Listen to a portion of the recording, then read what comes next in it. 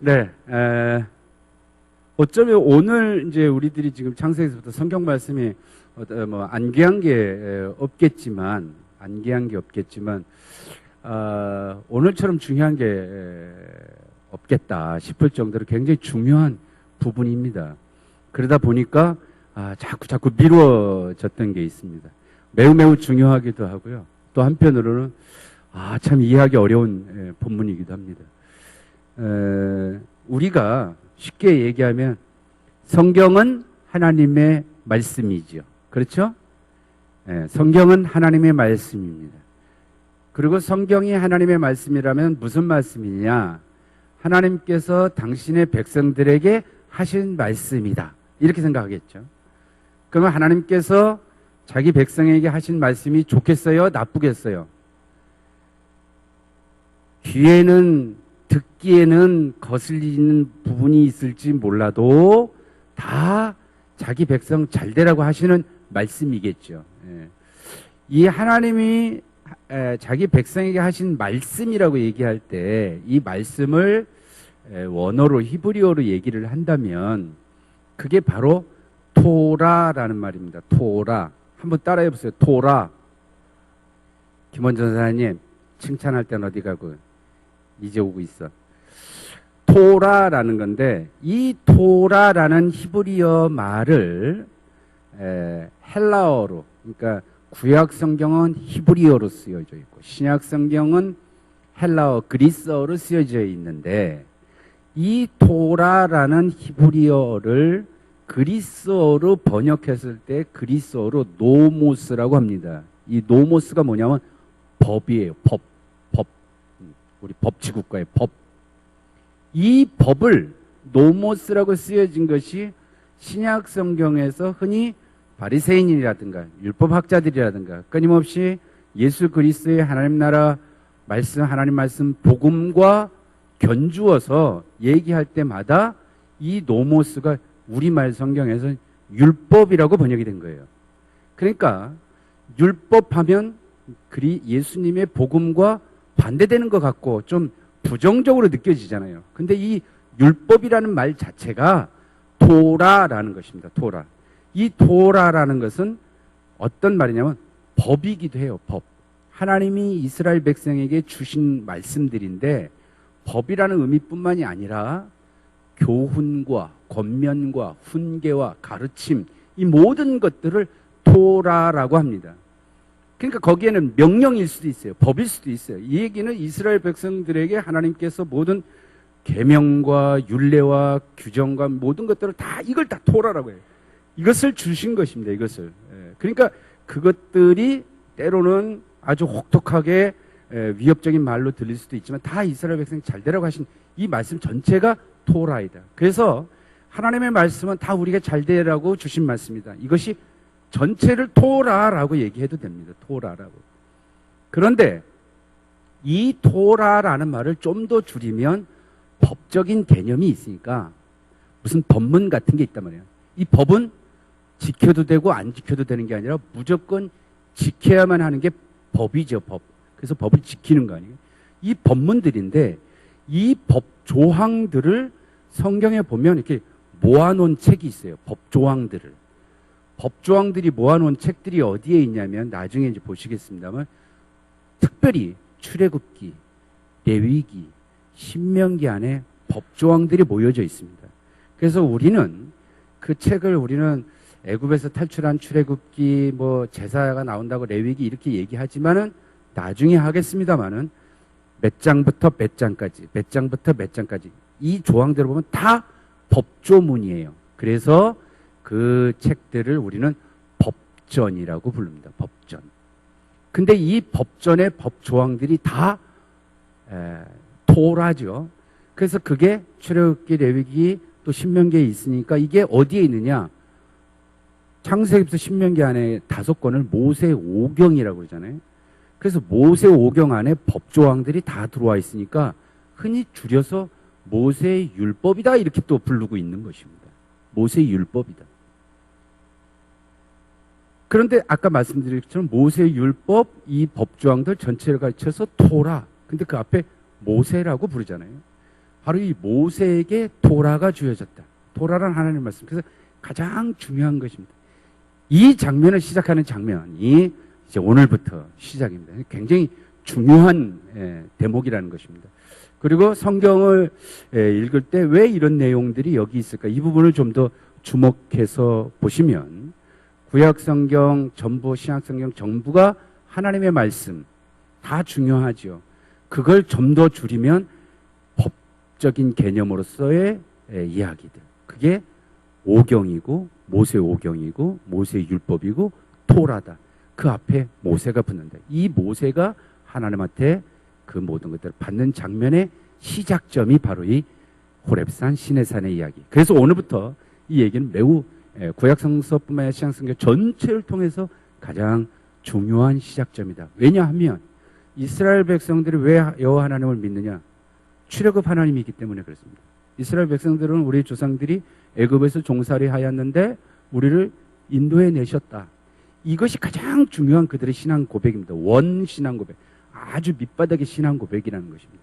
그렇기 때문에 그 출애굽 이야기 신앙 고백의 시작점에 대한 이야기이기 때문에 그 어떤 것보다 중요하다라는 것입니다.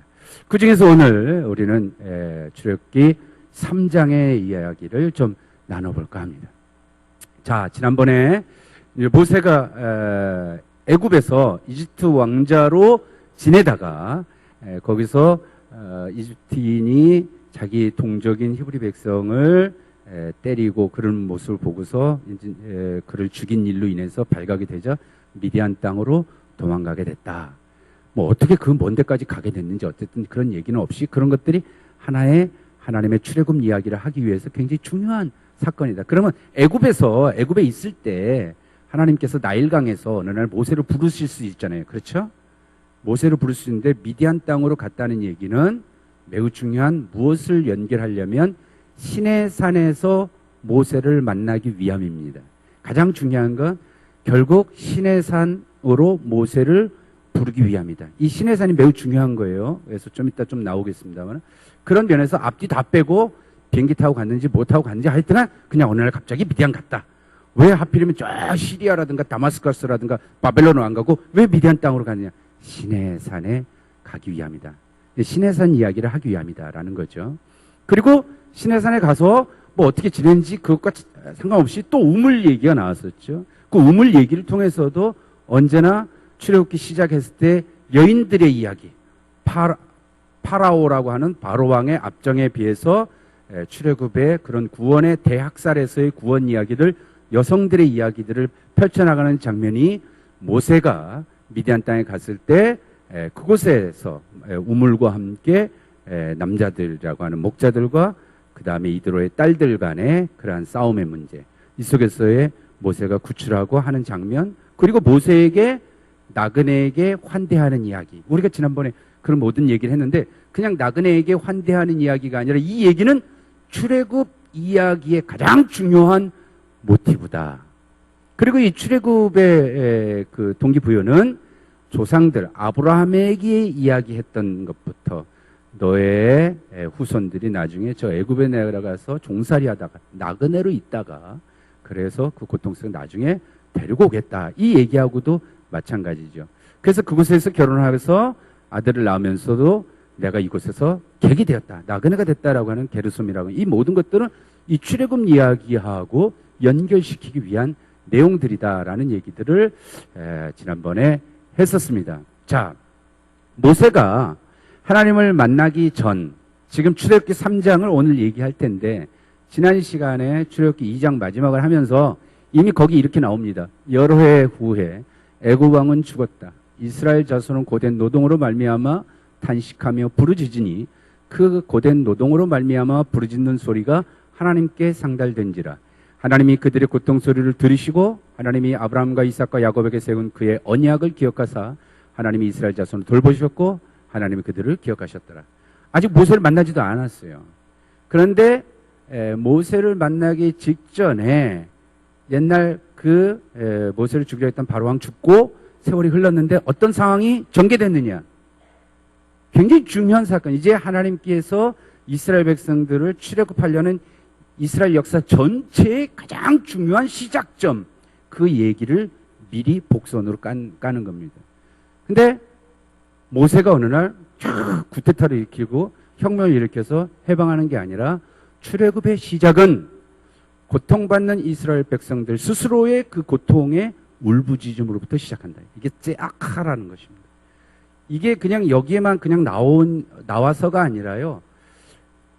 구약성서의 모든 이스라엘의 역사의 이 모든 것들은 하나님의 구원사입니다. 하나님이 자기 백성 이스라엘에 대한 구원 역사에 대한 이스라엘 백성들의 신앙 고백의 이야기를 적어놓은 거예요. 이 모든 구원사예요. 이 구원사의 중심 핵심, 이스라엘 역사 전체는 울부짖음에 대한 하나님의 들으심, 그리고 그들을 구원하심. 이 구약성경 전부 다입니다. 이 모든 것은 역시 신약성서도 마찬가지죠. 하나님과 종교라는 것도 마찬가지입니다. 우리의 신앙의 모든 근원은 뭐냐? 인간의 고통 속에서의 울부짖음을 들으시는 하나님, 그리고 그 들으심으로 통해서 하나님의 약속을 당신이 기억하시고 그 언약을 이루시는 하나님. 그래서 그것이 구원의 역사로 이루어진다 하는 거죠. 이 모든 우리들의 밑바닥에 깔려있는 신앙 고백의 이 원천도 역시 이스라엘 역사의 시작인 원신앙 고백인 출애굽 역사에 있다라는 것입니다. 바로 이 장면을 모세 부르기 전부터 이미 어떤 나레이션에 의해서 이미 복선으로 깔려있는 얘기가 마지막 이야기다라는 이야기들을 해냈습니다. 그래서 지금 다른 얘기도 그랬지만 고아와 과부와 나그네, 고아와 과부와 나그네, 이게 구약성서에 굉장히 많이 나오거든요. 꼭 고아다, 과부다, 나그네다 이 얘기를 하는 게 아니라 당시 이스라엘 사회에서 사회의 약자들을 가리키는 총칭 언어가 고아, 과부야, 나그네 이렇게 됐습니다. 예를 들어서 오늘날 우리 사회, 한국 사회에서 가장 사회적 약자층을 뭐라고 할까? 뭐 이런 게 있겠죠. 예를 들어서 뭐 이주 노동자가 있을 수도 있고, 뭐 세터민이 될 수도 있고, 어떤 층들이 있겠죠. 그러면은 그런 용어를 썼을 것이다. 이제 그 중에 이제 대표적인 게 옛부터 고대 사회에 있어서 사회적인 가장 약자층들이, 가장 그런 약자층들을 해롭게 하지 마라. 그들이 부르짖으면 내가 듣고 구원하겠다. 이게 구약성서 전체의 모든 중심이다. 그리고 아까 제가 말씀드렸던 모세를 통해서 하나님이 이걸 해라, 이것 해라 하는 법조항들이 있어요. 그 법조항을 다 쉬어보니까 613개입니다. 613개. 근데 이 613개의 계명의 모든 근거가 뭐냐? 너 이거 해라, 이거 해라, 이거 하지 마라, 이거 해라. 이 모든 것들은 뭐냐면 바로 너희가 애굽에서 종살이 하였다. 이게 가장 중요한 겁니다. 너희가 애굽에서 종살이 하는데 너희들을 내가 이끌어냈다. 그랬기 때문에 너희들은 이런 걸 지켜야 된다, 지켜야 된다, 지켜야 된다 라고 하는 얘기입니다. 오늘 그리스도인들에게 있어서 그리스도인에게서 나의 의지가 아니라 하나님의 은혜로, 하나님의 거저주신 은혜로 우리가 하나님의 백성이 됐다. 그리스도의 보혈의 피로 우리가 속장을 받고 그리스도인이 됐다. 문제는 뭐냐면 이것으로 끝나지 않는다는 것입니다. 가장 중요한 사항은 하나님의 은혜로 이스라엘 백성들의 고통 속에 울부짖음으로 구원하셨다면 그 하나님의 놀라운 은혜의 구원사로 끝나는 것이 아니라 그 다음에 부여되는 것이 너희들이 고통 속에서 있던 너희들을 해방했기 때문에 너희들은 이 명령들을 따라야 한다는 것이죠. 그러니까 그리스도인들이 그리스도의 은혜로, 하나님의 은혜로 하나님의 백성이 되는 자녀로 부르심을 받은 은혜를 입었다면 그것으로 할렐루야 끝나는 것이 아니라 그리스도인들에게는 분명히 하나님의 말씀, 우리가 빛과 소금의 역할을 다해야 하는 그러한 규정들이 그리스도인들에게 따라 나와야 한다는 것입니다. 그것이 바로 그리스도인들이 모여있는 교회 공동체의 의무이고 역할이고 그것이 세상을 향해서 빛과 소금의 역할을 하게 되는 것과 동일한 것입니다. 자, 그래서 지난 시간에 우리는 모세가 시내산에서 만난 그 시내산은 지금 확정적으로 어디다 라고 얘기할 수 없습니다. 저는 그 면에 있어서 천만다행이다라고 생각합니다. 천만다행이죠. 여기다라고 했으면 그 산이 지금까지 남아있을지 모르겠어요. 그죠? 이게 예수님의 가시관이다 그랬으면 그 가시 하나 우리 교회도 갖다 놔야지 우리 교회도 갖다 놔야지 하고 막 진신 가시 막 해가지고 막 큰 성당 짓고 막 할 수도 있을 텐데 어쨌든 그런데 이제 제가 지난번에 얘기했지만 수천 년, 2000년에 걸친 신앙의 고백의 그 순례자들의 신앙 전승이 오늘날까지 이어지는 거죠. 그래서 지금 현재 저곳을 가는 것인데 거기는 특별히 카타르나 수도원이 있고 그 수도원에 가장 오래된 성서 사본이 시내산 사본이라고 하는 것이 있습니다. 그래서 저기 보여줬고요. 자, 이제 오늘 시내산에서 모세가 하나님을 직접 만나는 장면입니다. 한번 보시죠. 모세가 그 장인 미디안 제사장 이드로의 양무리를 치더니 그 무리를 광야 서편으로 인도하여 하나님의 산 호렙에 이르매 여호와의 사자가 떨기나무 불꽃 가운데서 그에게 나타나시니라. 그가 보니 떨기나무에 불이 붙었으나 사라지지 아니하는지라. 이에 가로되 내가 돌이켜 가서 이 큰 광경을 보리라. 떨기나무가 어찌하여 타지 아니하는고. 하는 동시에 여호와께서 그가 보려고 돌이켜 오는 것을 보신지라. 하나님이 떨기나무 가운데서 그를 불러 가라사대 모세야, 모세야. 하심에 그가 가로되 내가 여기 있나이다. 하나님이 가라사대 이리로 가까이 하지 말라. 너의 선 곳은 거룩한 땅이니 네 발에서 신을 벗으라. 또 이르시되 나는 네 조상의 하나님이니 아브라함의 하나님, 이삭의 하나님, 야곱의 하나님이니라.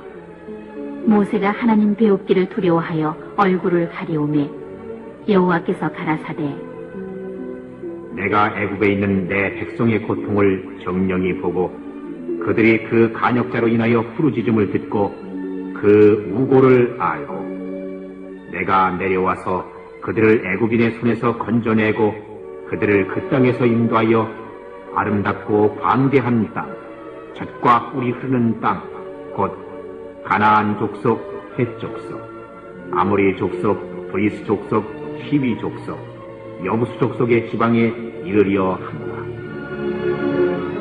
이제 이스라엘 자손의 부르짖음이 내게 달하고 애굽 사람이 그들을 괴롭게 하는 학대도 내가 보았으니 이제 내가 너를 바로에게 보내어 너로 내 백성 이스라엘 자손을 애굽에서 인도하여 내게 하리라. 모세가 하나님께 고하되 내가 누구관데 바로에게 가며 이스라엘 자손을 애굽에서 인도하여 내리이까. 하나님이 가라사대 내가 정녕 너와 함께 있으리라. 네가 백성을 애굽에서 인도하여 낸 후에 너희가 이 산에서 하나님을 섬기리니 이것이 내가 너를 보낸 증거니라. 모세가 하나님께 고하되 내가 이스라엘 자손에게 가서 이르기를 너희 조상의 하나님이 나를 너희에게 보내셨다 하면 그들이 내게 묻기를 그의 이름이 무엇이냐 하리니 내가 무엇이라고 그들에게 말하리이까.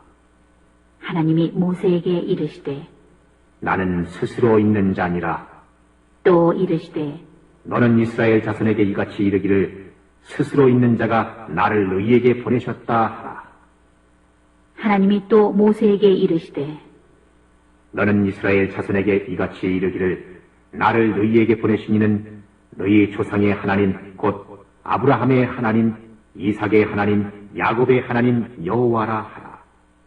이는 나의 영원한 이름이요 대대로 기억할 나의 표본이라. 너는 가서 이스라엘 장로들을 모으고 그들에게 이르기를 여호와 너희 조상의 하나님 곧 아브라함과 이삭과 야곱의 하나님이 내게 나타나 이르시되 내가 시온 너희를 번구하여 너희가 애굽에서 당한 일을 보았노라. 내가 말하였거니와 내가 너희를 애굽의 고난 중에서 인도하여 내어 젖과 꿀이 흐르는 땅 곧 가나안 족속, 헷 족속, 아모리 족속, 브리스 족속, 히위 족속, 여부수 족속의 땅으로 올라가게 하리라 하셨다 하면 그들이 네 말을 들으리니 너는 그들의 장로들과 함께 애굽 왕에게 이르기를 히브리 사람의 하나님 여호와께서 우리에게 임하셨은즉 우리가 우리 하나님 여호와께 희생을 드리려 하오니 사흘 길쯤 광야로 가기를 허락하소서 하라. 내가 아노니 강한 손으로 치기 전에는 애굽 왕이 너희의 가기를 허락지 아니하다가 내가 내 손을 들어 애굽 중에 여러 가지 이적으로 그 나라를 친 후에야 그가 너희를 보내리라.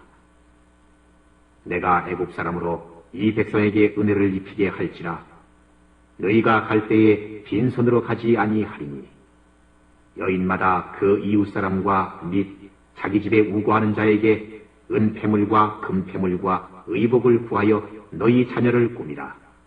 너희가 애굽 사람의 물품을 취하리라. 아멘. 자, 출애굽기 3장에 어떻게 하나님의 말씀 이렇게 뭐라 그러죠? 그 드라마 성경처럼 이렇게 들으니까 어떠세요? 졸립죠? 그래서 잠이 안 오시는 분은 이렇게 핸드폰에 요즘 이 드라마 성경이라고 있어요.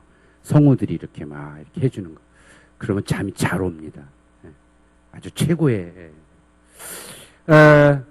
잘 아시는 내용일 거라고 생각을 합니다. 제가 아까 중요하다고 했습니다만은 너무 잘 아시는 내용이죠. 그렇죠?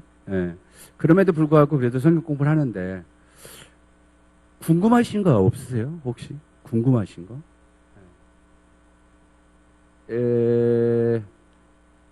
궁금하기 전에 구약성경 성경 어딜 전체를 통해서 하나님을 만나는 장면에 어떤 구약의 인물들을 다 보세요. 이런 자세하게 이렇게 아주 뭐랄까 드라마틱하다 그럴까요? 이렇게 하나님 만나는 여러분 하나님 다 만나셨어요? 그러면 아멘. 언제 어떻게 만났니? 그러면 글쎄요 이러기도 하잖아요. 근데 아주 시각적이거든요. 아주 굉장히 자세하게 이렇게 그려지고 있는 것은 성경 인물 그 누구도 없습니다. 그 누구도. 그럼 도대체 이 모세라는 인물을 통해서 이렇게 하나님 만나는 이야기들의 내용들은 성서는 무엇을 우리에게 얘기해 주려고 하는 것일까 하는 것입니다.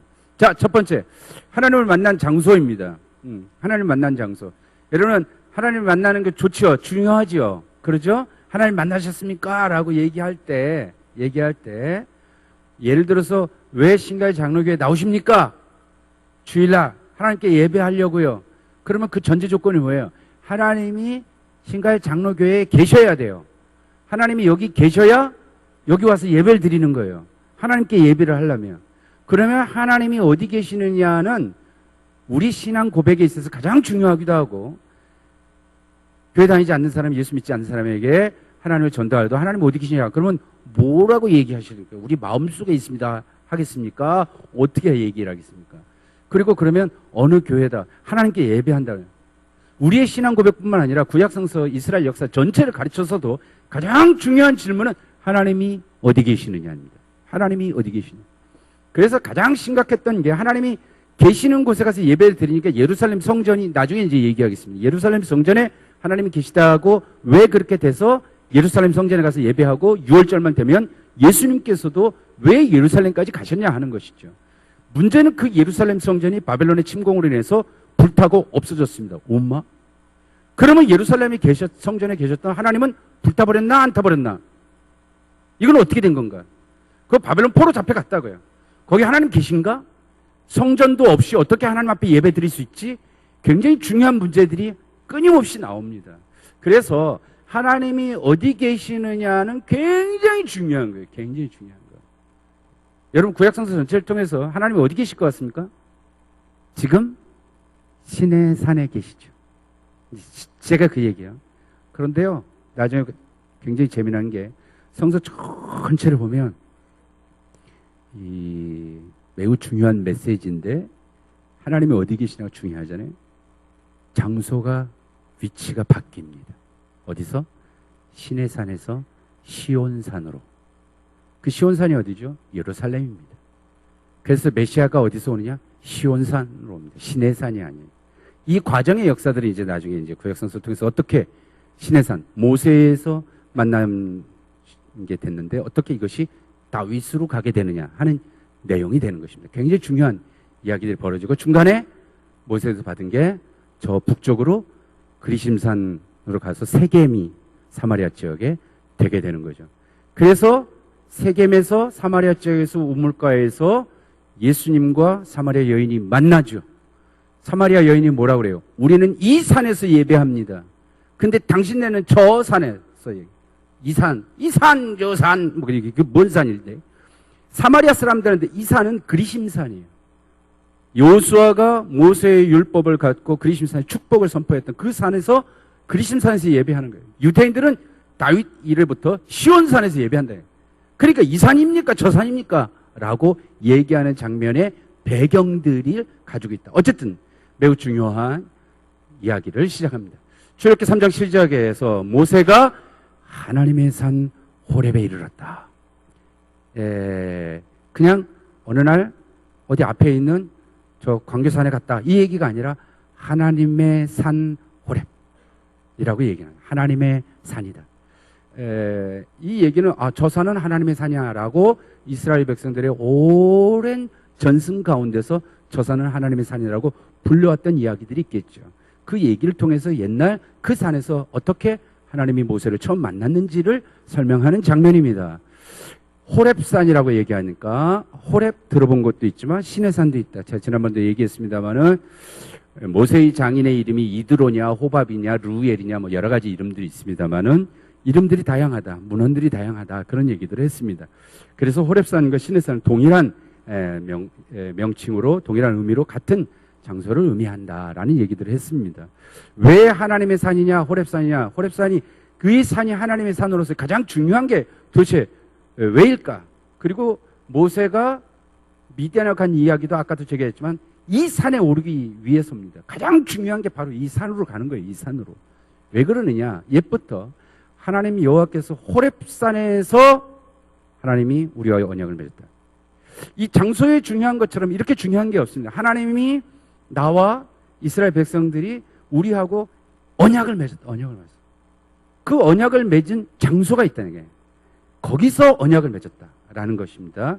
그러면 여기서 맺었는지 저기서 맺었는지 그건 뭐 그렇게 중요해. 그냥 언약의 내용만 중요하지 하겠지만 왜 그런지는 좀 이따 제가 말씀드리고요. 말라기에서도 마지막 우리가 예언서의 마지막에 보면 너희는 내가 호렙에서 온 이스라엘 위하여 내 종 모세에게 명령한 법, 곧 율례와 법대로를 기억해라. 매우 중요하게 내가 모세에게 준 율법을 기억해라. 법을 지켜라. 이렇게 얘기하시면 되는데 호렙에서 이건 다른 본문에서는 시내산이라고 얘기하죠.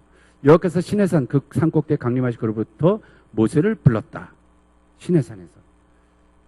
레위기 27장 제가 이제 나중에 또 우리가 레위기 읽다 보면 이건 우리하고 전혀 필요 없어. 제사도 안 지내는데 뭐 이렇다고 합니다만은 그것도 아까 제가 말씀드렸던 법 조항들이에요. 나중에 이제 레위기 하겠습니다만은 26장까지가 법 조항입니다.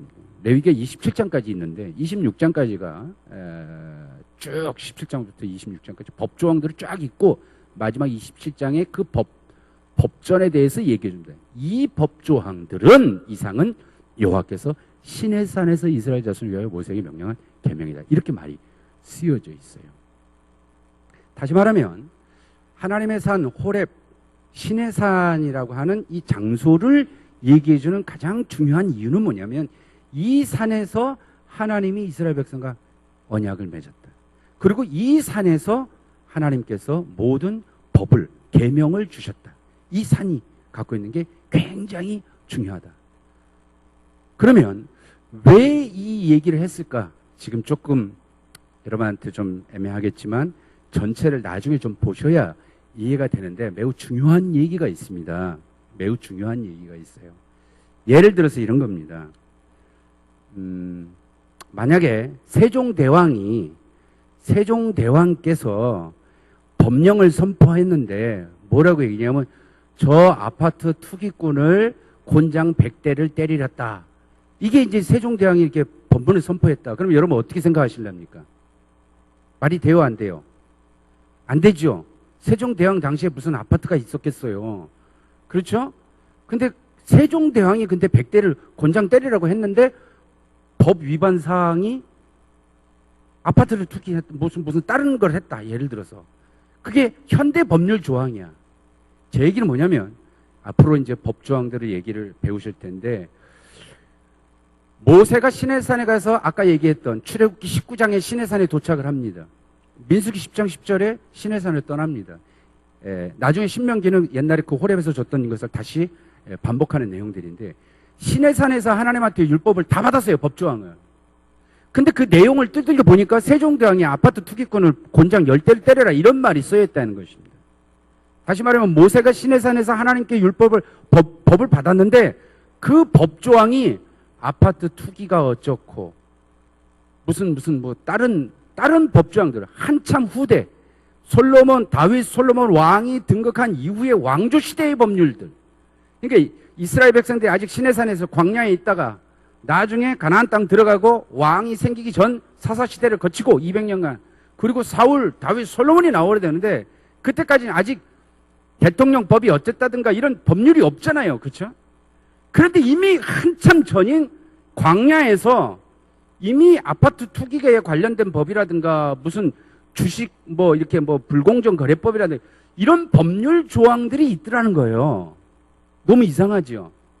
그러면 말이 안 되잖아요. 말이 안 되잖아요. 그런데 이런 겁니다. 이게 뭐냐? 야, 너 내 이웃의 아내를 탐내지 마. 왜? 내가 하면 사랑이고 로맨스지. 그랬더니 안 돼. 누가 하지 말라고 그랬어? 다윗 임금님의 어명이다. 그러면 이제 그 소리 들은 사람이 아이고 지나 잘하라고 하세요. 이럴 수 있단 말이에요. 근데 너 그러면 안 돼. 가늠하면 안 돼. 왜? 누가 그런데? 모세가 그랬어. 그러면 엄마 그 말은 들어야지. 무슨 말이냐? 무슨 말이야? 모든 법률 조항들이 현재 우리가 읽는 성경은 모든 법률 조항들은 시내산에서 다 받은 거예요. 시내산에서 받은 거. 모세를 통해서. 이것이 아파트 투기법이 됐든 한참 후대법이든 이스라엘 백성들은 이 모든 법들은 무조건 세종대왕한테 받았다 이거예요. 예를 들어서. 무조건 모세한테 받았다. 왜? 그래서 지금 모세를 만나는 장면도 있습니다만은 유일하게 성경의 인물 누구 가운데서도 유일하게 하나님을 직접 대면한 사람은 모세밖에 없습니다. 그리고 이 땅에서 살아가야 되는 가장 중요한 하나님의 말씀, 하나님의 토라를 모세만 직접 받은 거예요. 모세. 그러니까 이걸 지켜라 그러면 이거 누가 지킨대? 다윗이. 야, 지가 뭔데? 권위가 떨어져. 모세법은 하나님의 직통법이라는 거예요. 하나님의 직통법. 그 직통법인지 어딘지 어떻게 알아? 직접 만났잖아. 어디서? 시내산에서. 그래서 이게 가장 중요한 거예요. 물론 그것을 직접 그 당시에 시내산에 CCTV 틀어놔가지고 나중에 확인해 보니까 팩트 체크해 보니까 맞다 안 맞다가 아니라 이스라엘의 지금 성경이 모든 게 다 쓰여 있지 않잖아요. 수천 년을 거치면서 이스라엘 신앙 고백의 중심으로 세대 간에 걸치면서 이 신앙 고백을 해왔다는 거예요. 그 신앙 고백의 가장 중심이 하나님의 산에서 하나님의 산 호렙에서 직접 모든 법들은 하나님께로부터 부여받은 것이다. 인간이 쓴 법이 아니다. 인간이 만든 법이 아니다라는 신앙 고백들을 가지고 있는 것입니다. 그렇기 때문에 이것은 해라, 이것은 하지 말아라라는 이 모든 것들이 시내산에서 모세로부터 직접 받은 것이기 때문에 그 권위의 모든 것들이 다 들어있다는 게 지금 현재 우리가 성서를 보는 지금 우리가 가지고 있는 모세오경의 가장 중요한 특징이라고 얘기할 수 있는 것입니다. 자, 우리가 다 아는 얘기인데 여러분 궁금하시지 않았는지 모르겠지만 와 하나님 멋있다. 와 불꽃 가운데서 모세야 뭐 아무 가시나무나 선인장이나 무슨 가시나무 가시덤불 붙잡고 기도 열심히 한 다음에 한번 불 붙여보세요. 나무 타나 안 타나? 안 타면 뭔가 이 영험이 떨어진 것 같고 이럴지 모르지만 주일학교 어린이들한테라든가 아니면 우리한테도 신비한 어떤 이미지화로 이스라엘 백성들한테는 보여주고 있습니다. 우리가 잘 아는 것. 가시덤불에 불이 붙었는데 불은 붙었는데 나무가 안 타. 모세 보니까 신기하겠죠. 그래갖고 저게 뭐지? 그리고 가까이 가서 보려고 그러는데 갑자기 그 속에서 가시덤불 속에서 하나님께서 모세야 가까이 오지 마라. 네가 선 땅 거룩한 땅이니 신발을 벗어라. 그리고 하나님이 그 속에서 얘기한다는 거예요. 하필이면 왜 하나님이 지금부터 아까부터 얘기했죠. 성서 신앙이든 우리의 신앙 고백의 가장 중심되는 질문 중에 하나가 하나님이 어디 계시느냐 이거. 하나님이 어디 계시느냐. 하나님이 어디 계시는 것처럼 중요한 게 없죠. 거길 찾아가는 것입니다. 이제 나중에 하다가 그래서 신가의 장로교에 하나님이 계시는 게 돼야 주일날 여기로 예배 오시는 거예요. 하나님 여기 안 계시면 여기를 예배 오면 안 되지요. 그렇죠? 근데 보세요. 제가 오잖아요. 여기 하나님 계시다는 걸 이제 얘기할 거예요. 그렇기 때문에 그것처럼 중요한 게 없어요. 자, 그렇다면 하나님 어디 계시는 게 중요한데? 근데 어쩌자고? 왜 가시 덤불 속에 들어가서 또 불타는 속에서 하나님 거기 계시냐, 이게. 무슨 가시덤불 속에서 불타면서 훅 하는 무슨 서커스 뭐 하는 사람도 아니고. 왜일까요?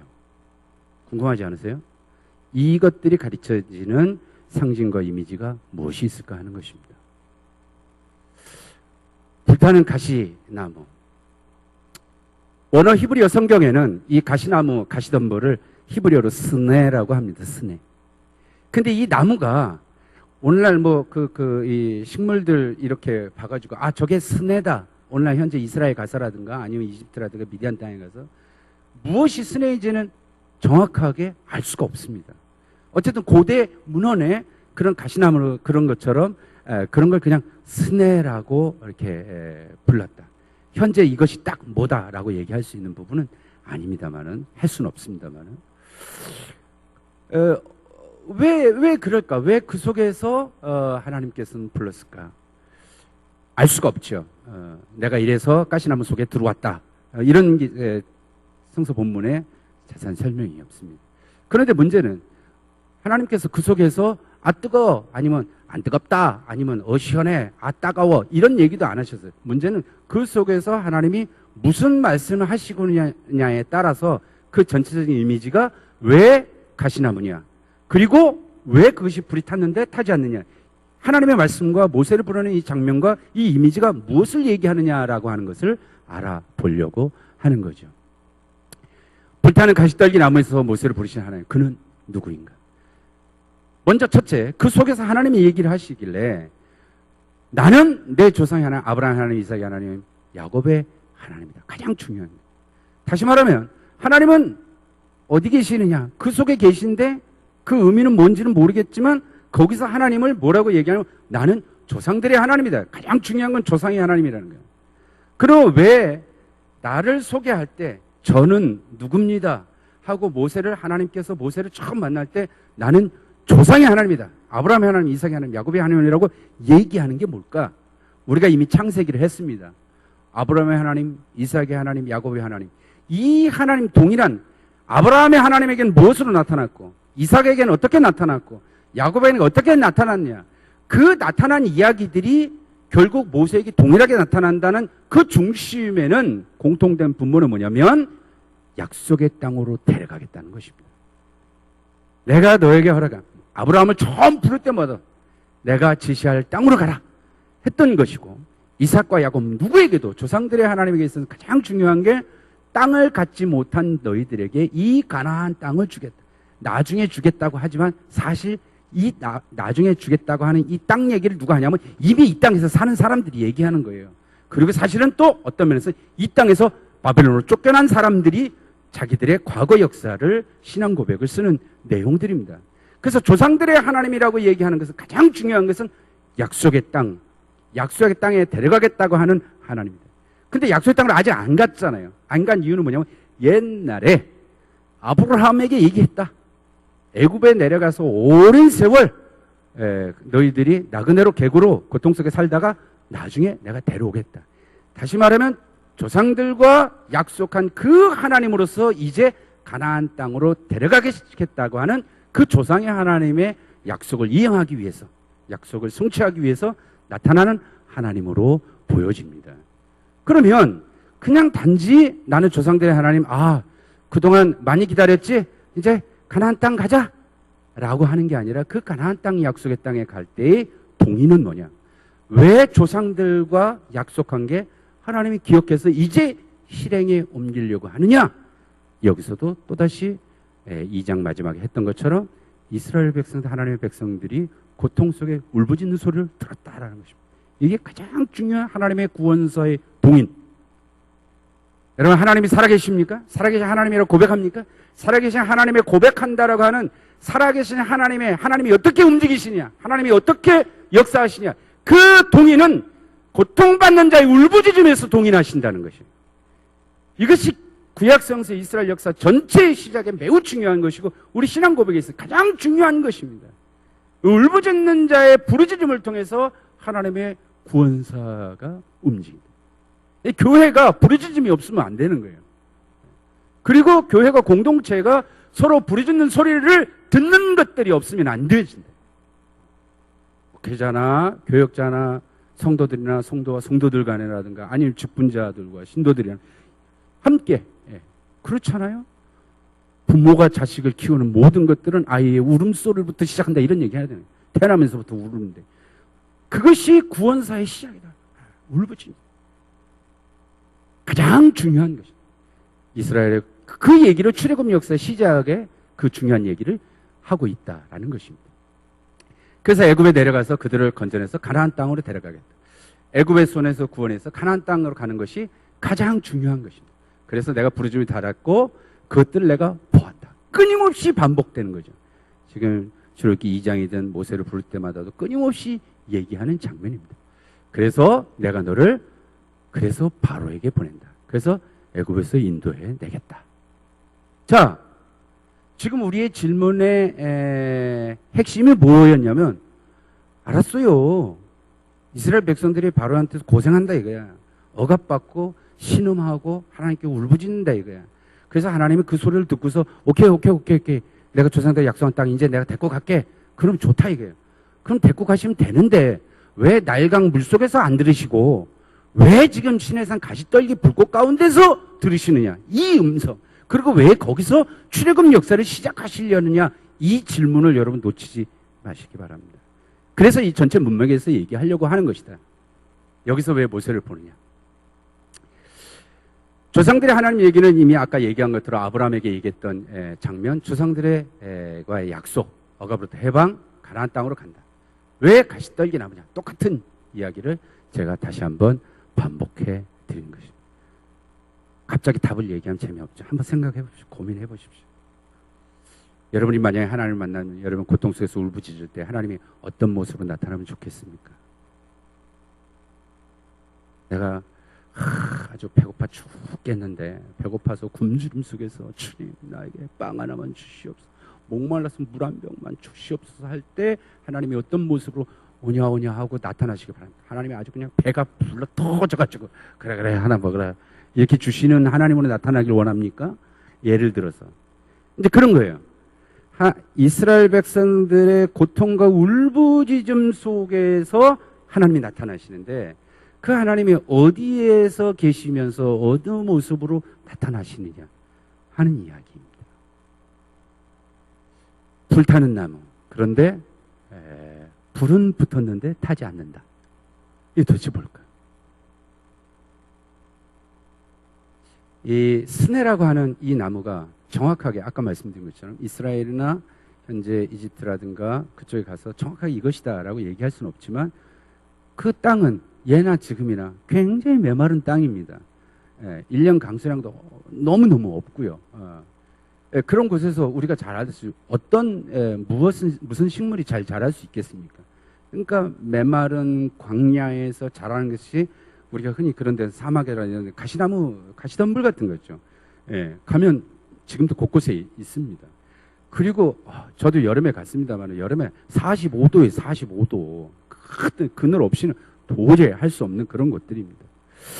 이런 곳곳에서 이렇게 메마르니까 먼지 그냥 모래바람도 날리고 보잘것 없죠. 예쁘게 뭐 집에다가 이렇게 실내에다 가꿀 그런 것도 아닌 볼품 없는 그런 흔히 있는 그런 가시나무 덤불이다. 메마른 광야에서 볼품 없는 거예요.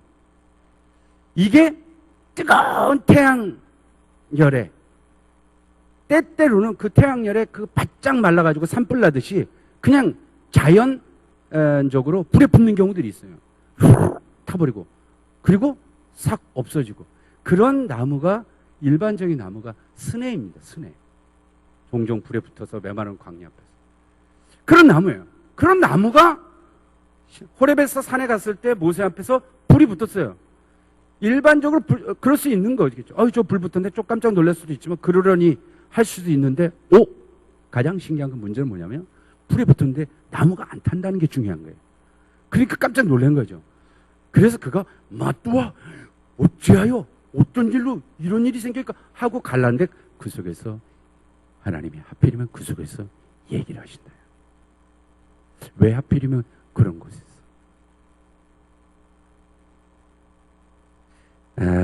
많이 보셨어요? 혹시 저런 이상한 그림?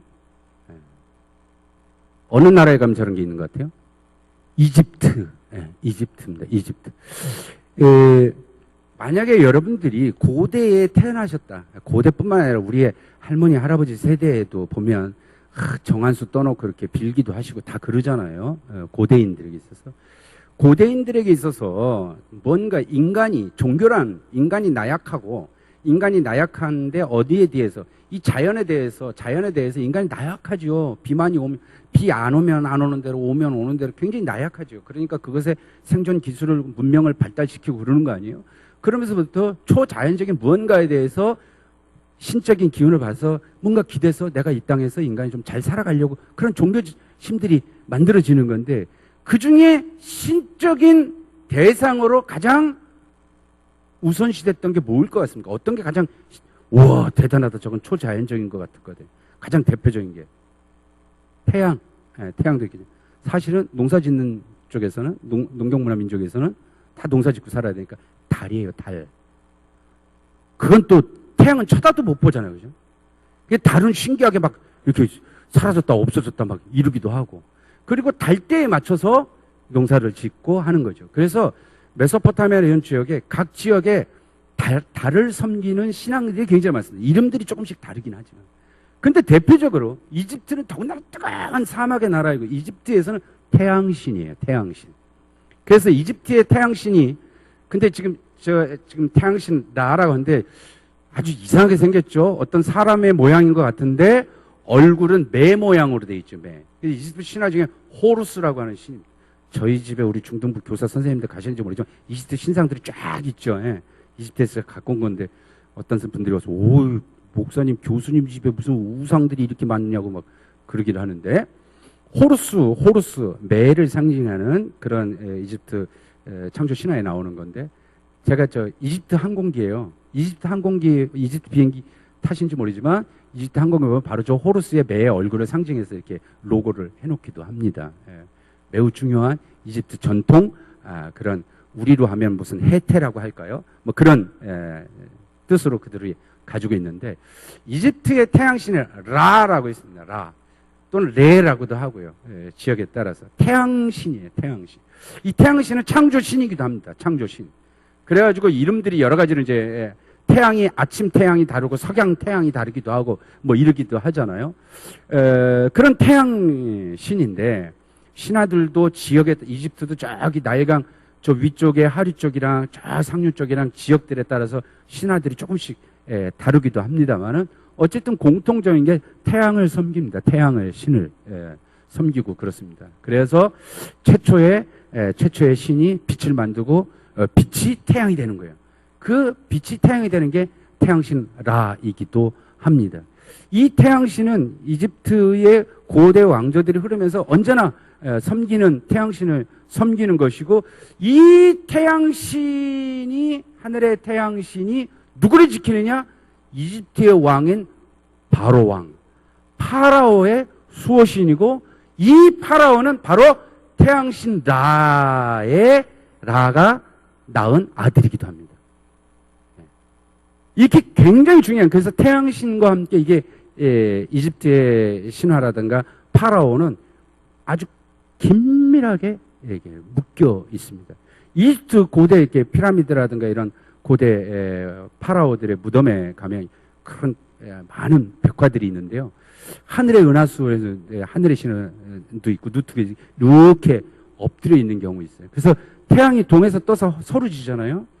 동에서 뜨니까 태양신이 이렇게 뜨는 거죠. 세상을 다 지배해. 그랬다가 서쪽으로 지면서 어떻게 되죠? 어두워지죠. 어두워지니까 어떻게 되냐? 죽는다고 생각하는 거예요. 죽는 거. 근데 죽는 것으로 끝나는 게 아니라 내일 아침은 또 떠올라. 그래서 저녁에 그러면 이 태양신은 어디로 가느냐? 저녁에 은하수로 뜨는데 은하수에 이 하늘의 나일강이 흐르는 거예요. 그래갖고 그걸 뜬 다음에 새벽에 다시 뜨면서 다시 생명이 부활하는 것입니다. 이런 신앙을 갖고 있어. 그러니까 사람이 죽으면 그냥 죽는 게 아니에요. 내일 새벽에 또 떠오른다고. 어디로 또 생명이 살아나는, 그러면 어떻게 하냐면 육체가 있어야 되는 거예요. 그래서 육체가, 사람이 죽으면 어떻게 하냐면 이 육체가 온전하게 남아 있어야 다시 태양신이 들어가서 그가 살아나는 거예요. 그래서 이제 미이라를 하고 하는 것입니다. 그래서 피라미드들도 나일강 서쪽에 다 위치하고 있는 것입니다. 다시 말하면 이 태양신은 쉽게 얘기하면 파라오라는 것을 이미 이스라엘 백성들도 아는 겁니다. 고대 세계 속에서. 자, 그럼 느낌이 오십니까? 태양신과 가시나무의 떨기 가운데서의 하나님의 만남입니다. 무슨 얘기냐? 태양신 라가 파라오를 상징을 한다면 그 태양열에, 뜨거운 태양열에 보잘것없는 가시나무 스내는 슉 불타서 없어지는 존재예요. 다시 말하면 파라오의 엄청난 힘, 파라오의 억압이라든가 그 권력에 스네와 같이 보잘것없는 히브리 백성들은 싹 사라지고 없는 것입니다. 그러나 이 파라오의 압정 밑에서, 이 태양열에서, 그 뜨거운 태양 속에서 불타고 그 고통 속에서도 사라지지 않는 이유는 하나님이 그 속에 그들과 함께 하심이라. 그리고 내가 그 속에서 그 보잘것없는 내 백성들의 신음소리를, 고통소리를 듣고 내가 그들을 이 뜨거운 데서, 이 파라오의 손에서 건져내겠다. 이런 내용은 성경에 없습니다. 물론 성경에 없습니다. 많은 학자들이 출애굽 얘기와 함께 왜 파라오의 압정 속에서 이스라엘 백성들을 구원하느냐, 이 가시나물과 관련돼서 상징적으로 이 부분에 이해하고 해석하는 것이 왜 하나님께서 그 속에서 부르실까.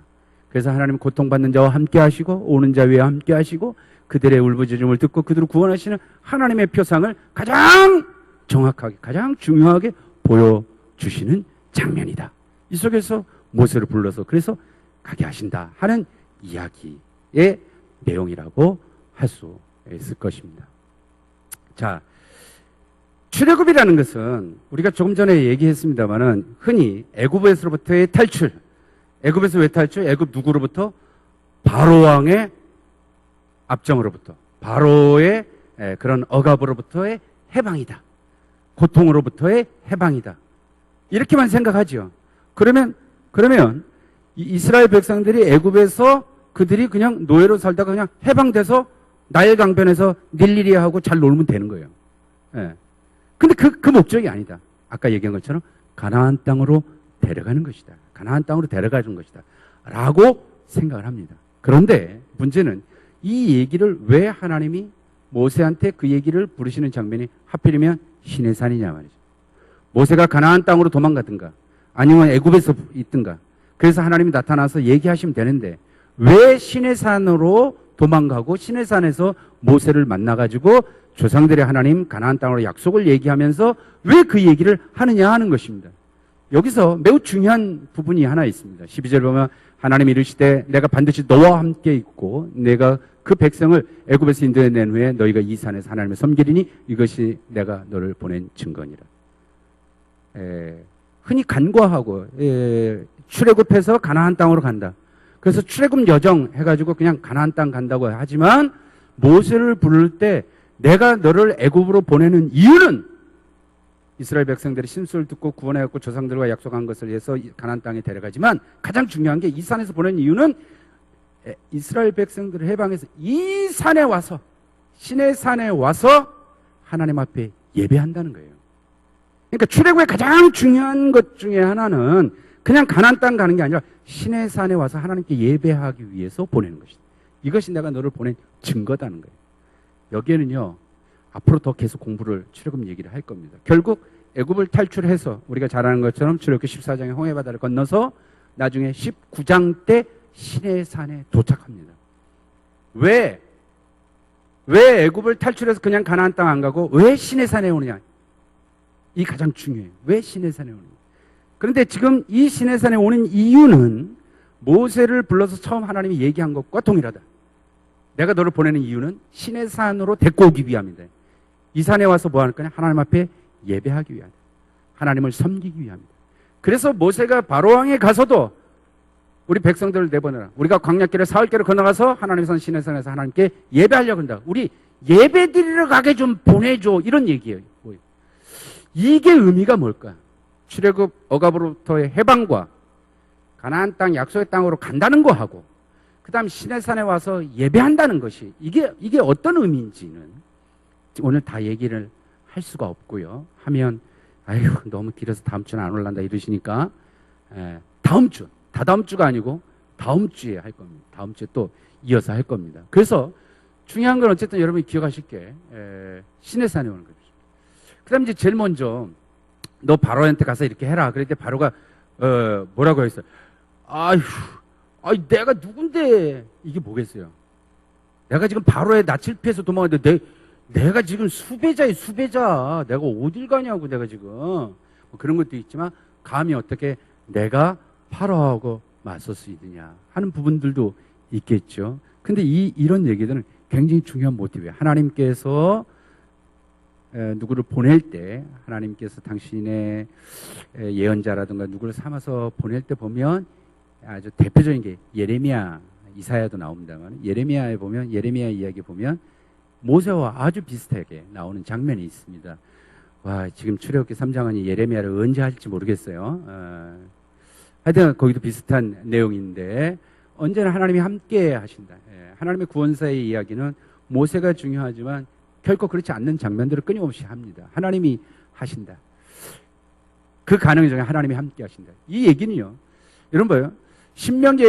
신명기가 모세오경 끝입니다. 왜 끝나냐? 출애굽기 34장에 모세가 죽어요. 그래서 여호수아 1장 1절이 뭔지 압니까? 모세 다이. 모세 죽었다 이거야. 이제 어떻게 해요? 모세가 죽었어요. 모세는 뭐냐? 토라를 준 거예요. 그의 후계자 여호수아예요. 나 이제 어떻게 합니까? 걱정하지 마라. 내가 내 종 모세와 함께 했던 것처럼 네가 내가 내 종 모세에게 준 토라를 네가 그대로 지키면 내가 내 종 모세와 함께 했던 것처럼 내가 너와 함께 하리라. 강하고 담대하라. 두려워하지 말라. 아멘. 여러분 이 신앙 고백이 있어야 우리가 교회를 다니고 우리가 그리스도인이라고 하는 자부심이 생길 수 있는 게 천지를 창조하신 하나님이라고 고백하는 이유가 뭐냐? 이유가 우리 하나님 날 만난 거 우리 아무것도 없어요. 없어요. 하나님 직접 만났어요? 우리 같이 지금 이집트 시내산 가면은 막 불꽃이 막 붕붕 나오고 할 것 같습니까? 없습니다. 그냥 뜨겁기만 해. 여름에 가도 아무것도 없어요. 뭐가 있느냐? 이 얘기는 모세 죽으면서부터 시작한 거예요. 모세 죽었다.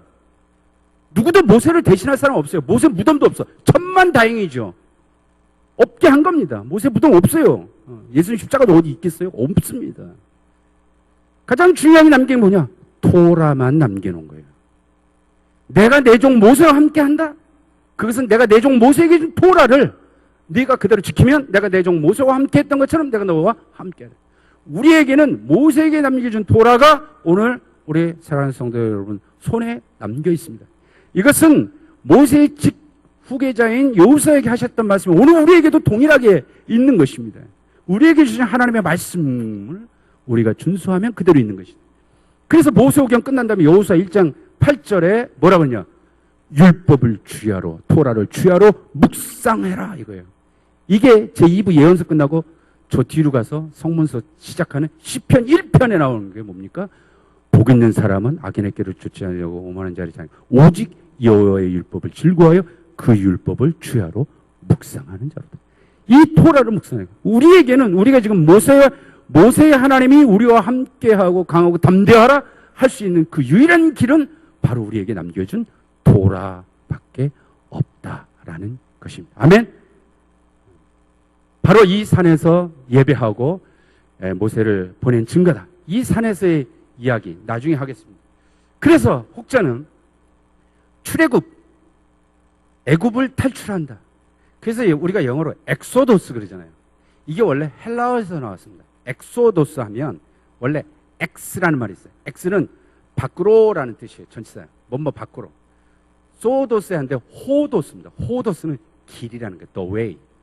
그러니까 엑소도스거든요. 그래서 엑소도스라고 하는데 이건 뭐냐? 길 밖으로. 다시 말하면 애굽의 그 길에서 그 밖으로 끄집어낸다라는 뜻을 갖고 있습니다. 왜 끄집어냈는데? 모세를 시내산에서 보내는데 내가 너를 보낸 증거는 저들이 이 산에 와서 예배하기를. 그냥 길 밖으로 나가는 것만이 해방이 아니라는 거예요. 우리의 진정한 해방은 죄로부터 해방, 그냥 굴레로부터 해방이 아니라 그 해방의 목적은 하나님 앞에 예배하기 위함이라는 거예요. 그래서 엑소도스가 아니라 에이스도스다. 에이스는 뭐뭐 안으로, 호도스 길로. 그래서 그냥 어디 길 밖으로 그냥 나오고 끝나는 것이 아니라 분명한 길로 들어가는 길이다. 들어가는 길. 그래서 출애굽은 애굽을 탈출하는 것으로 끝나는 것이 아니라 그 목적은 시내산으로 가는 길이에요. 시내산으로 가기 위해서 나오는 거다. 그럼 시내산에 가서 예배한다는 게 뭘까요? 문제는 왜 광야에 그렇죠. 시내산에서 도착하고 그 다음에 나중에 시내산을 떠나서 왜 가나안으로 가느냐? 직접 안 가고 이게 모세오경 전체를 통해서 이제 앞으로 해 나갈 겁니다. 그래서 모세를 불렀던 이야기 중에서 내 백성들의 신음소리를 들었다, 기억했다, 가나안 땅 약속이다 라고 하지만 매우 중요한 요소가 시내산으로 데리고 오기 위함입니다. 이제 그 부분들이 앞으로 어떻게 펼쳐질지를 또 나중에 보도록 하겠습니다. 잠시 기억을 살피면 예전 우리가 창세기 처음 할 때 제가 창세기 한 권이 아니라 모세오경 전체를 보려고 했던 게 있습니다. 이게 어떻게 되어 있느냐. 마지막 책 신명기가 마지막에 모세가 죽어요. 그래서 모세오경이 끝납니다. 이 모세가 누구냐? 출애굽기에 태어납니다. 그럼 출애굽기부터 신명기까지 보면 모세 일대기예요. 엄밀히 얘기하면. 그러면 그 앞에 창세기는 뭐냐? 그래서 출애굽기 보면 애굽을 탈출해서 그 다음에 어떻게 광야길로 들어가죠. 중요한 건 그 다음에 시내산이 있습니다. 그리고 시내산에서 또 떠요. 시내산에서 왜 스톱하고 왜 시내산에서 또 떠나는지 압니까? 구름이 떴다. 이제 나중에 얘기할게요. 구름이 뜹니다. 사실 제가 이게 작년인가요, 우리? 부흥회 때 제가 했던 말씀입니다만 구름 따라가는 겁니다, 이제 앞으로는.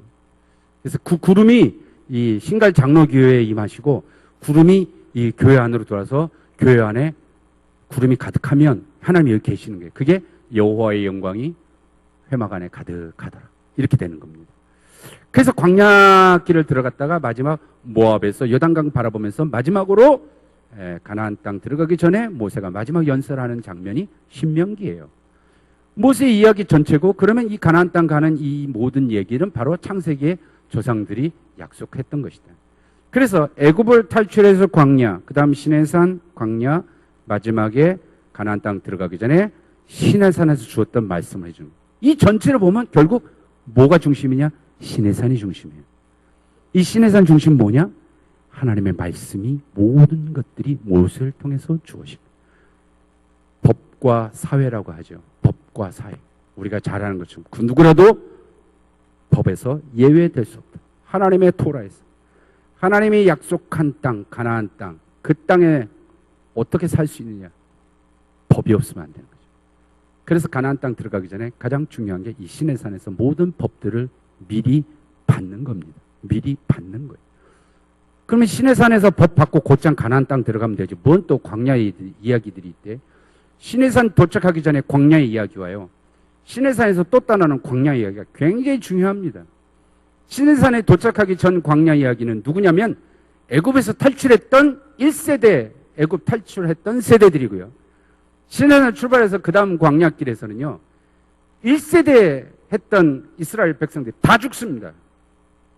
그리고 시내산을 출발한 다음에 제2세대들이 들어가는 거죠. 광야에서 뭔 일이 있었대? 그게 민수기입니다. 그 민수기는 숫자를 센다는 책이지만 그 히브리어라든가 히브리어 성경 민수기의 시작 단어가 뭐냐면 벤미드바르 광야에서 이렇게 시작해요. 광야에서 뭔 일이 있어요? 하나님께서 이스라엘 백성들의 애굽에서 바로의 압정에서의 그들의 신음소리를 듣고 조상들과 약속한 것을 기억해서 가나안 땅으로 데려가기 위해서 모세를 부르지만 하나님의 약속은 이루어지지 않았습니다. 그 애굽에서 신음소리 했던 그 사람들은 다 죽었어요. 오직 우리가 아는 것처럼 여호수아 갈렙만 들어갑니다. 뭔 일이 있었대요? 그게 민수기입니다. 나중에. 그러니까 민수기 아이고 사람 이름도 모르고 에이 모르겠다 하고 우리 구역 식구들 이름들도 아닌데 하고 관심 없을지 모르지만 이것처럼 중요한 게 없다. 나중에 이제 보겠습니다. 나중에. 그래서 시내산 하나님 말씀 이전의 광야 얘기와 그 이후의 광야 얘기에 똑같아요. 뭐가 똑같냐? 말씀을 받기 전이나 말씀을 받은 이유나 세례받기 전이나 세례받은 이유나 배고프면 배고프다고 난리치고 목마르면 목마르다고 난리치고 먹여주면 먹여준다고 또 난리치고 이 모습이 어쩜 그렇게 그래서 그런 얘기들이 중복돼서 시내산 앞뒤로 같이 나오는 얘기들이 있습니다. 조금씩 유사하게 다릅니다만 이 전체 이야기들을 오늘 시내산에서 모세를 부르신 이야기와 함께 이어져 나갈 것입니다. 조금 오늘 시간이 갔습니다만 이 3장을 끝내서 여러분들 매우 어렵기도 하고 힘든데 매우 중요해서 합니다. 뭐냐면 하나님의 이름이 뭐예요? 하나님의 이름이 제 이름은 아시나요? 박은성이고 이름은 경철이라고 하지만 누가 이름을 알아야 경찰하고 부를 거 아닙니까? 그렇죠? 부르는데 인디언들은 저를 그렇게 안 불러요. 제가 볕경자에 맑을 철자잖아요. 그러면 맑게 볕이 드는 이시여 이렇게 부르요. 여러분 영화 늑대와 함께 춤이라는 영화를 보셨어요? 늑대와 함께 춤추니까 제 이름을 늑대와 함께 춤이다 하자 이렇게 하는 겁니다. 밑댐 월프탄츠라고 독일 영화에서는 그렇게 했습니다만 자 하나님의 이름이 무엇일까? 여러분 하나님 이름은 아십니까? 한번 얘기해 보세요. 하나님의 이름 뭐예요? 다 아시죠? 하나님 이름 다 알죠? 다 압니다. 자, 그 얘기를 좀 하겠습니다. 모세가 그래 애굽에 가서 하나님 보내라고 이스라엘 백성들한테 가가지고 야 그러면 그들이 야 너 누가 보냈어? 너를 보낸 신의 이름이 뭐냐? 그의 이름이 뭐냐? What is his name? 마쉐모. 그의 이름이 뭐라고? 그러면 내가 뭐라 그럴까요? 그랬더니 하나님께서 모세에게 얘기하시기를 저게 이제 히브리어입니다. 그대로 있는 원문이에요. 에흐예 아쉐라 에흐예 이렇게 얘기하는 거예요. 이게 무슨 뜻인지 아세요? 이게 에흐예 아쉐라 에흐예가 I am that I am 이런 거예요. 그래서 처음에 있는 에흐예는 I am이에요. I am 나는 뭐뭐이다. I am 뭐 보이든가 I am 뭐 거리든가가 아니라 그냥 I am이에요. 거기까지만 얘기했어. 그 I am. 그다음 아쉐르는 관계대명사입니다. I am 나는 뭔데? 그걸 설명하는 거예요. 그래놓고서 아무 선행사도 없이 그냥 I am 나는 나다. 당신의 이름이 뭡니까? 라고 물어보는데 나는 나다. 근데 여러분들은 이 번역본에 따라서 우리 성경에는 나는 스스로 있는 자니다 이런 본문 보셨죠? 그래서 여러분들은 하나님에 대해서 얘기할 때 흔히 여기에 맞추는 경우가 기독교인들 거의 90%예요. 나는 스스로 있는 자. 하나님 누구시냐? 하나님의 속성은 뭐냐? 하나님은 스스로 모세에게 얘기하셨다. 나는 스스로 있는 자라. 다시 말하면 누구에게서 만들어지지 않은 자다. 나는 창조주다. 나는 태초로부터 나 스스로 있는 자다. 이렇게 생각하는 거잖아요. 그게 왜 그러냐면 히브리어로 되어 있는 구약 성경을 주전 3세기에 이집트에 있는 저 북부 지중해 연안의 항구 도시인 알렉산드리아에서 그 당시에 유대인들도 히브리어를 다 까먹고 이제 못 알아들어요. 그래서 그 당시가 헬라 시대니까 다 헬라어를 쓰는 거야.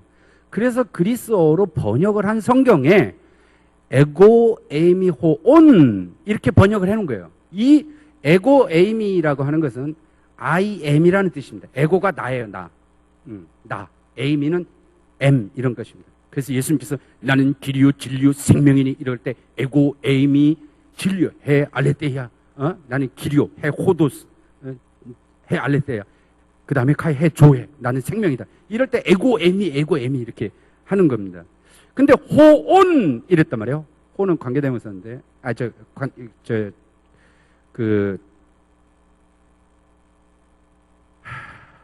정관사인데 온 하면은 이렇게 보면 being 이런 거예요. 존재자 뭐 이런 뜻이에요. 그러니까 이제 나는 그런 존재자다. 혼자 있는 그 존재자 이런 식으로 번역을 해놓으니까 왜 이렇게 번역했어요? 번역하는 사람한테는 헬라어로 번역했으니까 헬라적 사고에서 번역한 것입니다. 근데 이런 표현은 구약 성서 어디에도 하나님에 대한 그런 표성 없다라는 것입니다. 그래서 그냥 에이미 호온 이런 나는 스스로 있는 자다. 그래서 누구로부터 난 지음받는 게 아니라 혼자 창조주, 혼자 조물주 이런 얘기를 하려는 건 전혀 아니다라는 거예요. 아니다. 헬라적 사고가 구약 성서에서 그렇게 번역되지 않는다. 그러면 있는 그대로 번역하면 I am that I am. 나는 나다. 문제는 이 I am that I am을 그러면 어떻게 해석할 것인가 하는 것입니다. 뭐 생긴 게 지금 에흐예라고 하는 걸 보면요. 에흐예는 I am, am이라는 것은 비동사의 1인칭 동사 아니에요? 이 am은 비동사였죠. 이 비동사가 히브리어에는 제가 히브리어를 어렵게 갑자기 막 머리 쥐난다 하지 마시고 하야라고 하는 동사인데 여러분한테는 그냥 보여만 주는 거예요. 뭔가 빨간 거 보면 비슷하게 생겼죠. 비슷하게 생겼죠. 네. 비슷하게 생겼다고 하세요. 빨간 거하고 뭔가 이렇게 보니까 뭐야 좀 이렇게 뭐 이렇게 생긴 게 좀 비슷하네. 예. 그 비슷한 단어가 있어요. 그러니까 비동사에 되어 있는 부분인데 그거하고 요건 어떻게 생겼어요? 이것도 비슷한 게 좀 많지요. 이것도 비슷한 게 많지요. 우리 하나님께서 이 시간만 여러분들을 위해서 저한테 허락을 해 주실 거라고 생각합니다. 하나님의 이름 우리가 다 알아요. 뭔지 아세요? 여호와, 야훼, 여호와. 근데 사실 이렇게 얘기하면 안 돼. 하나님의 이름은 존귀하신. 그 이름 나는 말할 수 없네. 말하면 안 돼요. 하나님의 이름을. 근데 여기만 얘기하죠. 저게 여호와, 야훼라는 건데 지금 I am, 나는 뭐뭐이다라고 하는 그 글자에서 나온 거예요. 하나님의 이름 자체가. 이해하시겠어요? 그 글자에서 나온 거예요. 어쨌든 하나님의 이름이. 그런데 잠깐 할게요. 하나님이 어디는 야훼라고 하고 여호와라고 하고 또는 주님 이렇게들 얘기하잖아요. 여러분들에게만 제가 특별히 가르쳐드릴게요. 이걸 제가 교회에서 교인들하고 얘기할 거라고 난 상상을 못했는데 여러분들하고 하겠습니다. 비읍, 기역, 이응, 치읓, 리을 저거 자음으로만 적었는데 한번 읽어보실 수 있어요? 자음으로만 적었는데 읽을 수 있어요? 못 읽으세요? 눈치 빠른 사람. 참. 권사님 아셨어요? 제 이름이죠. 제 이름에 모음을 뺀 거예요. 제 이름에 모음을 빼고 자음으로 했다. 왜냐하면 히브리어는 구약 성서는요 모음이 없습니다. 원래 모음이 없어요. 자음으로만 되어 있는 거예요. 자음으로만 되어 있는 거. 자음으로만 되어 있어요. 그러니까 자음으로만 되어 있으면 이게 예를 들어서 가나다 읽을 수도 있고 건어더 읽을 수도 있고 고노도 읽을 수도 있고 막 그러잖아요. 그거에 따라서 뜻도 달라질 수도 있겠죠. 근데 자음으로만 쓰여졌어도 이게 가나다인지 건어던지는 이미 태어나면서부터 이렇게 배우면서 이렇게 아는 거예요. 그런데도 불구하고 지역에 따라서 사투리가 있잖아요. 사투리 때문에 사투리가 잘못돼가지고 이게 뜻이 달라질 수도 있어요. 그러다 보니까 이게 안 되겠다. 그래갖고 후대에 이거는 학교 똑바로 학교라고 하지 말고 학교 괴기가 아니고 이러면서 모음을 이렇게 붙이는 거예요. 지역마다 이렇게 다르면서 이제 모음들을 이렇게 붙여서 읽도록 했어요. 읽도록. 그러니까 이제 그런데 문제는 박경철인데 저게 자음으로 돼 있으면 누구나 다 알아. 박경철. 근데 박경철 하면 학생들이 박경철 그러면 안 되는 거지. 이렇게 쓰여있어. 선생님 이름을 감히. 그래서 저 글자만 보면 박경철을 아는데 이 자음으로만 된 걸 보고 학생들은 뭐라고 부르냐면 선생님이라고 부르는 거예요. 선생님. 그러니까 이 자음을 보면 누구나 보면 박경철 하고 읽을까봐 모음으로 적는 사람들이 다른 것들은 박경철 이렇게 모음을 찍어놨어요. 그래서 그렇게 읽도록 해. 근데 박경철만큼은 위대하신 선생님이야. 감히 싸가지 없이 입에서 나오면 안 돼. 그래서 혹시라도 박경철이라고 읽을까봐 선생님으로 읽어라. 선생님으로 읽어라. 그래서 이 자음에다가 선생님의 생님의 님의 이 모음을 이 자음에다가 붙인 거예요. 읽을 때 선생님으로 읽으라고 모음을 어로 적어놓으면 박경철 해버릴까봐 선생님 모음을 넣는 거예요. 그런데 나중에 무슨 일이 생겼냐? 박경철 자음에다가 선생님 모음을 넣고 그냥 그걸 읽어버린 거야. 그럼 어떻게 됐어요? 법갱칠이 돼버린 거예요. 에? 이런 건 세상에 존재하지가 않아.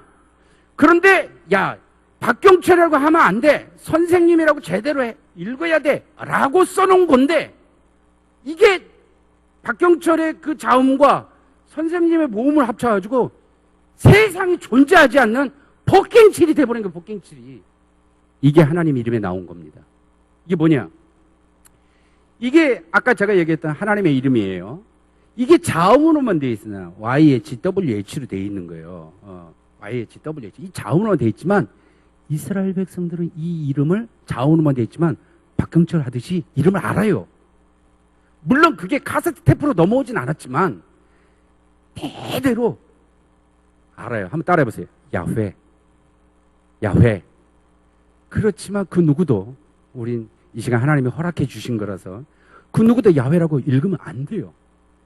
존귀하신 하나님의 이름을 감히 읽으면 안 되는 거야. 그러니까 이제 성경에 보면 하나님의 이름이 야훼가 있어. 근데 이제 낭독을 한단 말이에요. 낭독을. 하다가 야훼 그랬다가 돌 던지는 거지. 망령된 하나님의 이름을 읽는다고. 돌 맞는 거야. 그러니까 베르셴 바랄루임 하다가 야훼가 딱 나오면 알랴 이거 이렇게 쭉 나가는 거예요. 거기 읽으면 안 되니까. 읽으면 안 되니까. 그래서 아예 안 읽고 인사하고 넘어가는 거야. 그러면 다들 알아. 또는 야훼가 하나님 이름이잖아요.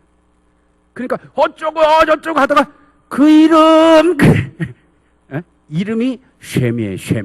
쉔. 이름이라는 게 네임이 쉔인데 그 이름이다. 정관사죠. 그 이름이다. 그러면 하셴 그래요. 하셴. 그러니까 어쩌고 저쩌고 하나님이 어쩌고 저쩌고 뭐 아브라함에게 했다가 그 이름이 그러면 하셴 그럼 다들 존귀하신 이름이기 때문에 감히 그 이름을 붙이지 않는 겁니다. 그래서 원래 저 모음을 찍으면 야흐웨 이렇게 모음을 찍는 거예요. 근데 저렇게 모음을 찍어놓은 게 없어요. 저렇게 찍어놨다간 그 다음 세대들이 오호 야흐웨 이렇게 싸가지 없이 읽을까봐 저런 모음을 안 찍어놨어. 그걸 아까 제가 말씀드린 것처럼 하셴 하고 읽는 거예요. 또 하나는 하나님을 뭐라고 읽냐면 야훼 이름이 나오면 야훼라고 하면 안 되잖아요. 안 읽든가 그 이름 하든가 때로는 주님이라고 하는 거예요. 주님. 근데 주님이라고 하는 히브리어가 있어요. 주님이라고 하는. 그 주님 우리 헬라어에서는 그리스 신약성에 큐리오스라고 하는데 히브리어는 따라해보세요. 아도나이. 이게 주님이에요. 그러니까 야훼 이름이 나오면 아도나이 하고 읽는 거예요. 그러면 주여. 그래서 표준 세번역에는 이 야훼라는 걸 나오면 다 주님으로 바꾼 겁니다. 주님으로 바꾼 표준 세번역은 다 그런 거예요. 그 아도나이라고 하는 거예요. 자, 야훼라는 이름이 나오면 다음 세대들 헷갈리지 말고 선생님으로 읽어라. 그래서 박경철, 비읍, 기억 여기에다가 선생님의 모음을 집어넣은 것처럼 이 YHWH 이 하나님의 이름에다가 야훼라고 읽지 마라. 아도나이라고 읽어라. 그래갖고 이 야훼라는 이름에다가 이 아도나이가 이렇게 지금 제가 찍는 게 모음이에요. 이 모음을 갖다가 여기 붙이는 거야. 여기다가 붙이고 여기다가 붙이고 여기다가 붙여서 이렇게 붙이라는 것입니다. 아도나이를. 근데 지금 여러분들이 앞에 발음이 났지만 Y자로 가면 이 아가 짧아지면서 예 발음이 나와요. 그래서 YHWH에다가 앞에 야훼로 아니고 Y에다가 예 들어놓고 아도나이 O를 집어넣어서 H에다 O 집어넣고 그 다음에 W에다 나 이해할 때 나의 R을 집어넣으니까 이게 발음이 어떻게 되냐면 예호와가 된 겁니다. 그래서 예호와를 우리말로 여호와라고 한 것입니다. 다시 말하면 뭐가 됐다고요? 야훼가 법갱칠이 된 겁니다. 그러니까 여호와라는 것은 세상에 존재치 않음. 여호와라는 원래 존재치 않음. 법갱칠은 없습니다. 근데 이것을 모음을 아도나이라고 읽으라고 했더니 이 자음에다가 합해가지고 여호와가 돼버린 것입니다. 그래서 원래는 야훼라고 하는 것이 맞은데 또 아까 얘기한 것처럼 그러면 불경스럽죠. 그래서 주님이라고 표현하는데 어쨌든 그런 거다. 그럼 이거 어떻게 해요? 우리 성경에 개역개정에 전부 여호와되고 막 이렇게 다 이거 어떻게 합니까? 그런 건 없지만 워낙 다 그렇게 불렀으니 뭐 어쩌게요? 그냥 그렇게 부르셔도 뭐 어떻겠습니까? 어쨌든 야훼를 야훼라고 안 하니 천만다행이지. 예, 감히 그런 이름 부르면 안 되니까. 여러분 대단한 거 배우셨죠? 예, 어쨌든 이제 그런 게 있습니다. 중요한 것은 이 야훼라고 하는 하나님의 이름도 알지만 이 이름 글자가 하나님의 이름, 당신 이름 뭐야? 나 야훼야 하고 얘기하지 않아요. 하나님은 야훼라고 하는 그 글자가 갖고 있는 동사를 가지고 와서 나는 나다. 이게 뭘까? 번역하기 굉장히 어려운 부분들이 있어요. 여러 가지가 있어요. 근데 I am이라고 얘기할 수도 있지만 나는 뭐뭐이다가 아니라 뭐뭐일 것이다라고 번역할 수도 있고요. 또는 사실은 그 글자가 사역형이 될 수가 없는데 사역형으로 번역하는 경우들도 있어요. 나는 뭐뭇을 잊게 할 것이다. 그래서 이것을 아까 제가 얘기했던 왜 가시떨기 나무 가운데서 그런 얘기하느냐. 이것을 어떤 식으로 연결을 하냐면 당신의 이름이 뭐냐. 그냥 이름이 뭐냐가 아니라 어떤 분이냐. 당신의 속성이는 어떤 분이냐. 왜 하필이면 가시나무 속에 들어가가지고 왜 그런 얘기를 한대요. 나는 파라오의 압정 가운데서 이 뜨거운 태양열 속에서도 그 압벽에서 불타 사그러지지 아니하고 그들과 함께 있는 것처럼 존재의 가치도 없는 스네어 같은 가시떨기 나무 가운데 그들과 히브리 백성들과 함께해서 존재 가능하지 않는 그들을 존재케 하는 나는 그런 신이다. 이렇게 해석하는 경우들도 있다는 것이죠. 그래서 하나님의 이름 정확한 어떤 건 누구도 말할 수 없는 것이지만 하나님의 이름 그 자체의 속성들로 얘기하는 장면. 어쨌든 나중에 출애굽기 6장 3절에 가면 내가 조상들에게는 내가 전능하신 하나님으로 나타났으나 내가 너에게 처음으로 아도나이 야훼로 나타난다. 그래서 출애굽 신앙 고백의 가장 중심으로 한 여호와 신앙 고백의 시작. 그 여호와는 어떤 여호와냐? 그냥 이름이 뭐다가 아니라 박경철이다 그러면 박경철이 아니라 맑게 빛이 들게 하는 이로써 지금 빛이 세상에 없으니 그렇게 하려고 하는 어떤 그런 특성으로 존재하고 있고 이름 하나로 고유명사로 그냥 등장하게 되고 대표적인 어떤 상을 짓게 되면 어떻게 되게 되냐? 우상이 됩니다. 여러분 구약 성경에 나중에 식경하겠습니다만 우상숭배 금지 있죠. 그럼 우상숭배 금지하니까 어떤 뭐 이상한 상 섬기지 마라 이게 아니라 원래가 뭐냐면 형상 금지인데 그 형상 뭐냐면 하나님을 그 어떤 형상으로도 만들지 않는 겁니다. 그러니까 하나님이 왜 다른 우상이 아니라 근본적인 건 뭐냐면 하나님의 형상을 그 어떤 것으로도 만들면 안 되는 거예요. 눈에 보이는 것뿐만이 아니라 이미지화 시키면 안 되는 거예요. 그럼 그 이미지는 신이 되는 것이고 가장 절대적인 것이고 그 이미지를 갖고 있는 사람이 절대자가 되는 거예요. 그것들이 세상 통치자들이죠. 파라오가 태양신 라를 상징하는 통치자가 되는 것처럼. 그래서 하나님은 어떤 하나님? 보잘것없는 히브리 백성들의 압박 가운데서 그들을 해방하시는 그들과 함께 하시는 하나님이다. 그래서 그 어떤 하나님은 어떤 통치자의 자기 권력으로 이미지화 될 수 없다. 어떤 것으로 절대화 될 수 없다. 그것을 가지고 다른 사람을 억누르거나 지배하거나 할 수 없는 이미지로. 그래서 하나님의 이름을 망령되이 일컬 수 없고 하나님의 그 어떤 것도 이미지화 되지 않는다. 조각만이 아닙니다. 조각이. 그래서 재단을 만들 때도 절대로 정을 대서 깎지 않는다. 그것은 우상, 뭔가 조각 형상화시키지 않는다는 것입니다. 형상화라는 것은 그냥 눈으로 보는 조각품을 만드는 것뿐만이 아닙니다. 예를 들어서 하나님이 남자예요, 여자예요. 그런 거 없죠. 그럼에도 불구하고 가부장상에서 하나님 아버지라고 하는 상이 어떤 남성 가부장적인 이데올로기를 만드는 상이라든가 이런 모든 것들을 구약 성서는 다 거부한다라는 것입니다. 거부한다.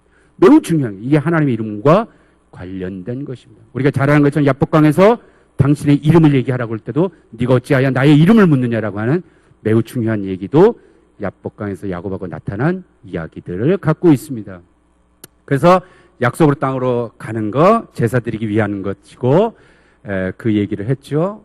그리고 나중에 바로 왕이 잘 안 보낼 것이다. 그렇지만 내가 이적을 통해서 보낸다. 이 얘기는 여러분이 이미 아는 것처럼 10가지 재앙, 기적, 이적 사건들이 펼쳐질 것들일 것이다.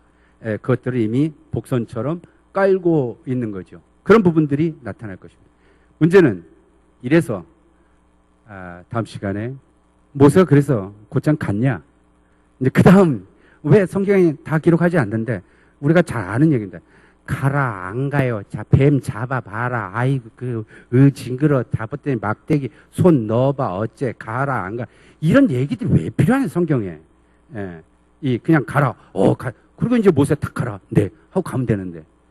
이런 얘기들이 성경 어디에도 없어요. 모세하고만 있어요. 도대체 이 얘기들은 또 무슨 얘기 있어요? 다음 주에 모세와 하나님의 실강에 대해서 얘기 드리도록 하겠습니다. 고맙습니다. 기도하시겠습니다. 우리 하나님 감사합니다. 모세를 부르신 하나님. 하나님께서는 고통 가운데 울부짖는 자의 음성을 외면치 아니하시고 그 부르짖음을 통하여 하나님의 구원의 역사를 펼치시는 것을 저희들이 주의 말씀을 통해서 배웠습니다. 사랑하는 주님, 부족한 종은 당신의 백성들의 한 사람 한 사람의 아픈 음성을, 그들의 울부짖음을 다 듣지 못합니다. 우리 하나님 들으시는 주님, 그들의 음성을 들으시고 부르짖음을 들으시고 하나님께서 그들에게 원하시는 하나님의 약속을 이루어 주시기를 간절히 원합니다. 이를 통하여 우리에게 주신 하나님의 귀한 말씀을 받고 모세에게 주셨던 토라를 오늘 우리에게 밝히 듣고 읽고 이해함을 통하여서 하나님의 귀한 구원의 역사에 동참하도록 인도해 주시옵소서. 다음 시간까지 만날 때까지 당신의 백성을 지켜주시기 원하며 주 예수 그리스도 이름으로 기도합니다. 아멘. 감사합니다.